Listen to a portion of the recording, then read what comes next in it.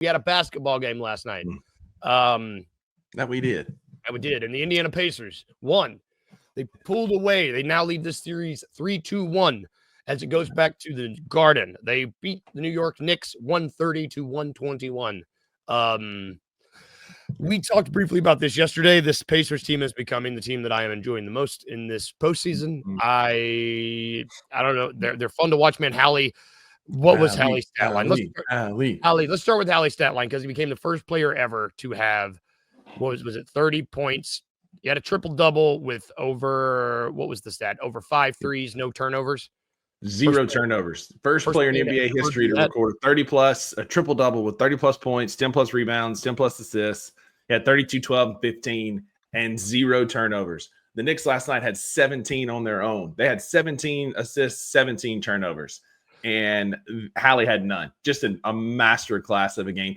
It begs the question, Luke, is Hallie the most underrated, overrated player of all time? Because he says he's overrated, and then my guy's just as clutch as he could be in these big moments. I have never.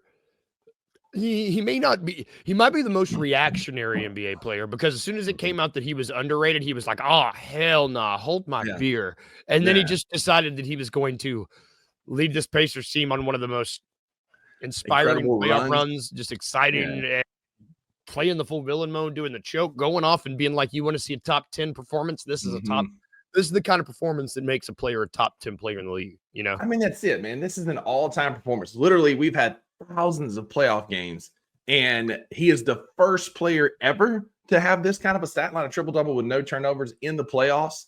That's just a wild stat. And again, like, is he the best player in the league? No. Is he a top 5, top 8 player? Probably not.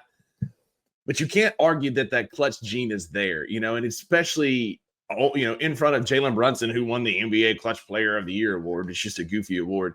But Hallie is showing you that, hey, he's not the only one that can come up big in clutch moments. Tyrese Haliburton is having himself quite the playoffs, as is Pascal Siakam. We're going to glaze over it because of Hallie's stat line. But Siakam had 30 last night, man. He has been absolutely hooping these last couple of games. Man, and it's if he's been playing great, this Pacers team is just getting. If it's they're getting stuff from those two guys every night, but then they're playing 10 guys, and one of the 10 guys is going to go off. I mean, they played 10 They played 10 yesterday. Benedict Mathurin, who we haven't seen this playoffs hardly because he's not been playing very well, went off for 20. And then you couldn't write the script better. Like I saw shout out Evan Hayes of the No Bluffing podcast. He said last night that the NBA script writers cooked with this one. Because Obi Toppin from New York, born and raised a Knicks fan, drafted by the Knicks, only to be traded by the Knicks to the Pacers, hits the dagger game-sealing 3-ball to seal the game last night. Just poetic justice. You know, you got the most overrated player according to the NBA players just balling out. You've got Pascal Siakam, who's kind of an afterthought in the Toronto trade. You've got a team of role players, and Obi Toppin, former Knick, just one win away from an NBA Finals appearance to get boat raced by Oklahoma City. But that's for a different show, different conversation. But it's fun while it's lasting.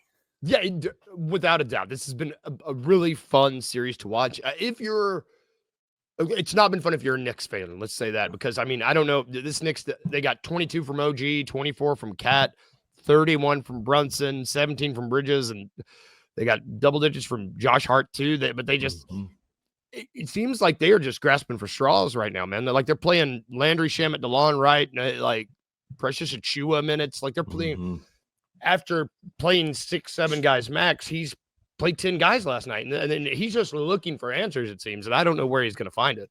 Yeah, I mean, they're playing great offensively, but they can't defend. Like, this Knicks team is not playing good defense. I mean, the Pacers, part of it is, I mean, just the immense pressure that they play with for 48 minutes. 48 minutes of just hell is what they give you.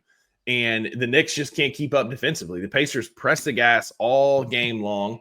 That's a testament to playing more players. Maybe there's something to this that, if we're going to run this kind of style with Tomas where we're going to push pace, I hope they're taking notes on what Indiana's doing because they're just wearing out the Knicks. The Knicks just late in the game are collapsing defensively and can't slow down the Pacers. And the most dangerous team in the playoffs outside Oklahoma City is a team who believes in themselves the most. And I think Indiana's playing with a chip on their shoulder.